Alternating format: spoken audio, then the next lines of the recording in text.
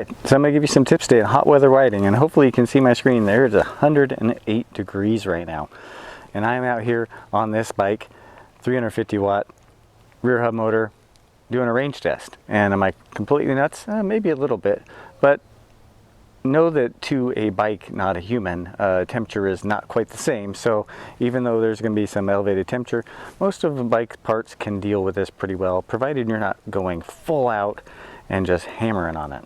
And I'm going to show you things that you can do to kind of minimize the strain on your bike and be able to keep using it in these kind of temperatures. The first thing I did is take care of myself a little bit. I put on this little extra water bottle holder just so I have some extra water handy. I also put on some sunscreen. I'm protecting myself, and I also have a brim on my helmet. As far as the bike goes, I reduced the tire pressure a little lower in the range that this is rated for, knowing I was going to be on hot asphalt. So protect yourself. Second one, reduce your tire pressure a little bit. I'd reduce this to 50 psi, and I'm going to show you in a little bit what the psi is up to during riding. And my next tip is just alter your riding habits a little bit. I'm going to ride a little slower. I'm going to be pedaling a little more, so I'm kind of reducing the strain on the bike. Fourth thing I would say is give yourself some extra time. Know you might want to stop a couple times. You know, maybe you want to let the bike cool down. Maybe you want to cool down yourself.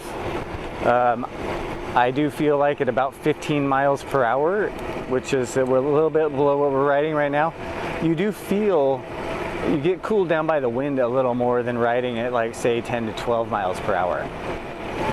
Fifth tip I would say is listen to your bike. In hot temperatures, things do expand. You know, you can have brake rub where you didn't have brake rub before. Some things can just act a little differently under high temperatures. So just listen for that. If there's something that sounds different, I recommend just stopping and taking a quick look at it. Just give you a real quick check here on the motor temperature. So we're 115 degrees. So that's not tremendously above probably what the ground temperature is. Actually, ground temperature is 120 degrees. So I feel like that's doing okay. And I just wanted to show you, I put these at 50 psi when I left. So we're about 55 psi.